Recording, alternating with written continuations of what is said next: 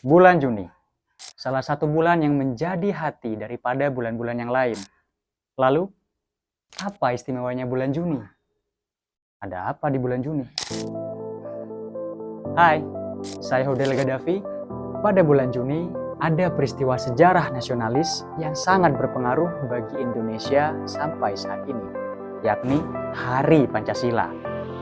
Diperingati pada tanggal 1 di bulan Juni yang dahulu ditandakan dengan Bung Karno secara resmi mengumumkan Pancasila sebagai dasar negara Indonesia yang akan merdeka di waktu proses pelaksanaan sidang BPU PKI. Selain itu, pada bulan Juni juga lahirnya sosok Bung Karno yang menjadi penggali dari Pancasila tersebut dan juga sebagai bapak bangsa kita. Dari kedua hal tersebut, Bung Karno dan Pancasila tidak bisa dipisahkan. Karena proses perumusan Pancasila, Bung Karno menjadi tokoh yang mendominasi untuk perumusan Pancasila. Lalu, apa saja peran Bung Karno dalam perumusan Pancasila? Bahwa Pancasila yang saya gali dan saya persembahkan kepada rakyat Indonesia, bahwa Pancasila itu adalah benar-benar satu dasar yang dinamis. Proses perumusan Pancasila dimulai dengan terbentuknya Badan Penyelidik Usaha-Usaha Persiapan Kemerdekaan Indonesia atau BPU PKI pada tahun 1945. Sidang BPU PKI ini dipimpin oleh Soekarno. Bung Karno memainkan peran sentral dalam sidang BPU PKI dengan menyampaikan pidato pentingnya, merumuskan dasar negara bagi Indonesia yang merdeka. Pada tanggal 1 Juni 1945, Bung Karno secara resmi mengumumkan Pancasila sebagai dasar negara Indonesia yang akan merdeka. Kontribusi intelektual Bung Karno tidak hanya menjadi juru bicara untuk ide-ide Pancasila, tetapi juga berkontribusi secara intelektual dalam menyusun nilai-nilai yang menjadi dasar Pancasila.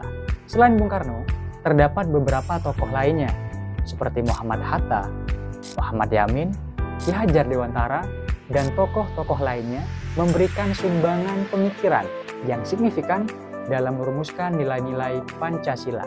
Tetapi, Bung Karno lah yang memainkan peran mendominasi dalam merumuskan dan menggali nilai-nilai Pancasila. Selain itu, Bung Karno memastikan bahwa Pancasila mencerminkan semangat nasionalisme Indonesia yang inklusif, dengan memasukkan prinsip-prinsip demokrasi, kemanusiaan, persatuan, dan keadilan sosial yang menunjukkan bahwa Pancasila sesuai dengan semangat nasionalis rakyat Indonesia sendiri.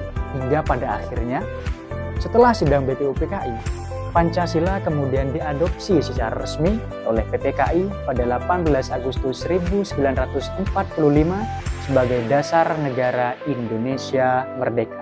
Bung Karno terus mempromosikan dan menerapkan Pancasila sebagai ideologi negara selama masa kepresidenannya.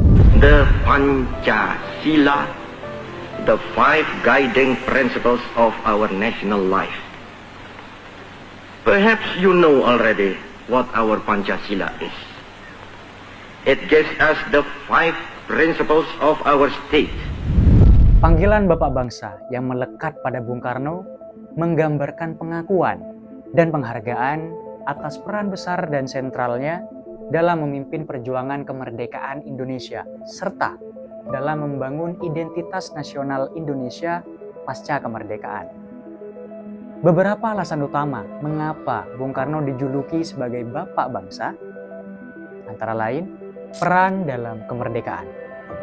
Bung Karno adalah salah satu tokoh utama yang memimpin perjuangan kemerdekaan Indonesia dari penjajahan kolonial Belanda. Sebagai presiden pertama Indonesia, ia memainkan peran penting dalam menyatukan berbagai kepentingan politik, sosial, dan budaya, penggalian identitas nasional. Bung Karno aktif dalam membangun identitas nasional Indonesia yang inklusif dan pluralistik, yang diwujudkan dalam semangat Pancasila sebagai dasar negara. Pandangan-pandangan dan visinya terhadap persatuan dan kesatuan bangsa Indonesia menjadi landasan dalam pembentukan identitas nasional yang kuat. Ideologi dan pemikiran politik Kontribusinya terhadap pemikiran politik Indonesia, terutama dalam mengembangkan konsep-konsep seperti Marxisme atau pembangunan dari bawah, demokrasi terpimpin, serta politik luar negeri bebas aktif, juga memberikan pengaruh besar terhadap arah pembangunan dan kebijakan negara. Kepemimpinan karismatik, karisma dan keberaniannya dalam memimpin, serta kemampuannya untuk menginspirasi rakyat Indonesia dalam perjuangan memperoleh kemerdekaan dan membangun negara pasca kemerdekaan, menjadikan Bung Karno sebagai figur sentral dalam sejarah Indonesia modern. Panggilan Bapak Bangsa pada Bung Karno mencerminkan rasa hormat dan penghargaan atas peran historisnya dalam membentuk dan membangun Indonesia, serta sebagai simbol persatuan dan kesatuan bangsa di tengah perbedaan. Saya Hudel Gaddafi, salam politik, salam regenerasi, salam ilmu padi.